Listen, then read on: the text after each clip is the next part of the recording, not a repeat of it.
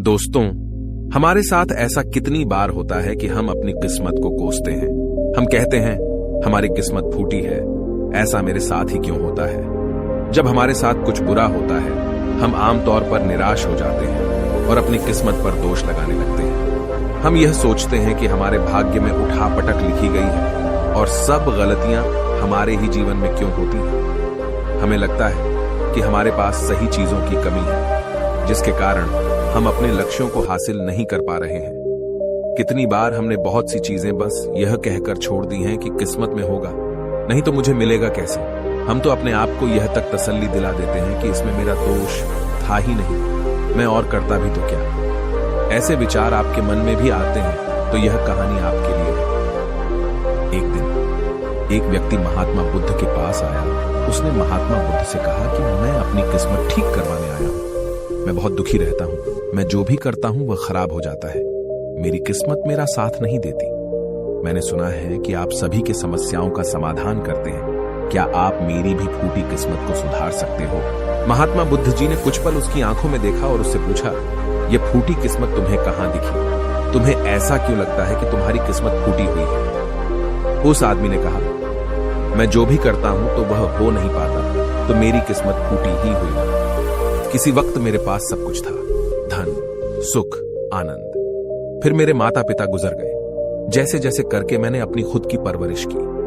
मैंने जिससे सच्चे मन से प्रेम किया, उस प्रेमिका ने किसी और से विवाह कर लिया। मैंने एक छोटा सा व्यापार शुरू किया, तो जिस मित्र के साथ मैंने वह व्यापार शुरू किया वह मेरा व्यापार ही हड़प बैठा। मुझे किसी ने बताया कि आप सारी समस्याओं का हल निकाल देते हो, क्या आप मेरी भी किस्मत ठीक कर सकते हो?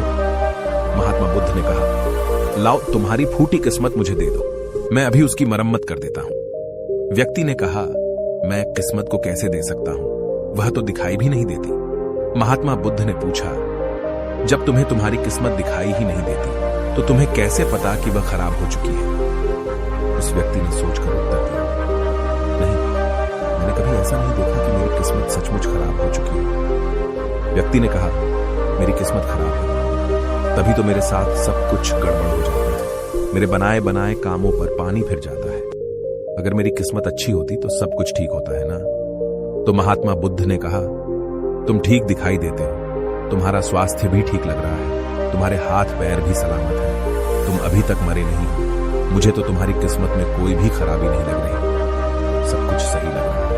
अगर किस्मत खराब होती तो तुम बीमार होते, तुम्हारा अंग भंग हो जाता या तुम मृत्यु को प्राप्त हो जाता, लेकिन ऐसा तो कुछ भी नहीं है। फिर तुम क्यों कह रहे हो कि तुम्हारी किस्मत फूटी हुई है? व्यक्ति ने कहा, आप समझ नहीं रहे हैं, मेरे ऊपर बहुत कर्ज है। लोग रोज मेरे घर धमकाने आते हैं। जिनसे मैंने कर्जा लिया है वे मुझे मरने तक की धमकी देते हैं। मेरा घर भी उन्होंने छीन लिया है, अभी भी मेरे पीछे पड़े हैं। तो ऐसे में मैं कैसे कह सकता हूं कि मेरी किस्मत सही है? महात्मा बुद्ध ने विचारपूर्वक कहा, तो समस्या गंभीर है। व्यक्ति ने उदासीनता के साथ कहा, जी हां, अब आप समझे ना कि मैं कितने बड़े दुख से गुजर रहा हूं। महात्मा बुद्ध ने आवाज में समझाया, तुम्हारी किस्मत अच्छी है कि तुम जीवित हो इस दुख का सामना करने के लिए, और इस जीवन से ही तुम अपनी समस्याओं का सामना कर सकते हो।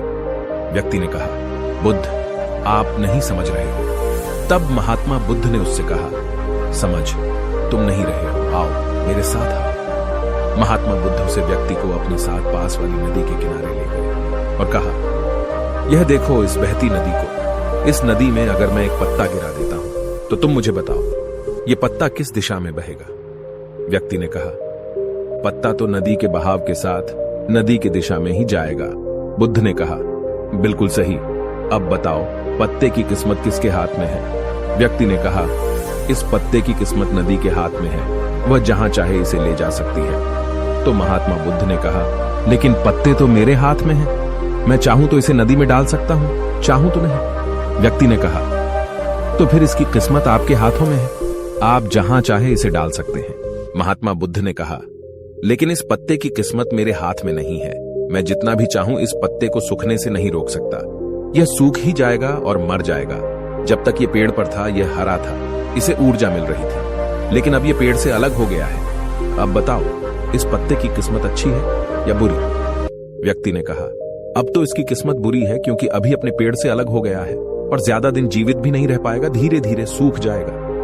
महात्मा बुद्ध ने कहा, अभी यह मरा नहीं है, अभी भी है, जीवित है, और लाभ यह है कि अभी यह पत्ता वह सब कुछ कर सकता है जो वह पेड़ से लगे रहकर नहीं कर सकता था। बुद्ध ने वह पत्ता हवा में छोड़ दिया, वह उड़कर दूर जा गया। तब बुद्ध ने कहा, देखो, पेड़ पर रहकर भी कभी इतनी दूर नहीं जा सकता था, आज इसने स्वतंत्र होकर उड़ने का आनंद लिया है।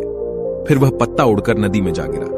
बुद्ध ने कहा, देखा, अब वह पत्ता नदी में तैरने का भी आनंद लेगा, और अगर तुम ध्यान से देखो तो यह पत्ता कितने ही छोटे छोटे जीवों को अपने ऊपर बिठाकर नदी के एक किनारे से दूसरे किनारे पहुंचा रहा है। इस पत्ते की भी किस्मत अच्छी है, क्योंकि वह अपने नए अवसरों को ढूंढने में लगा हुआ है। तुम्हारी समस्याएं तुम्हें उड़ने का अवसर दे सकती हैं, यदि तुम उन्हें सकारात्मक नजरिए से देखो। उस आदमी ने वहां खड़ीडीढ़े होकर महात्मा बुद्ध के बातों पर विचार किया। धीरे धीरे उसने पूरी कहानी के पीछे छिपे गहरे अर्थ को समझना शुरू किया।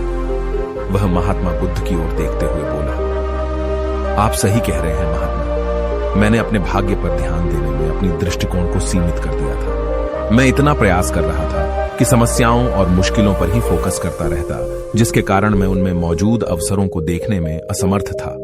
मुझे अब समझ आ गया है कि मेरी फुटी किस्मत बस एक डर और निराशा से उत्पन्न एक धारणा थी।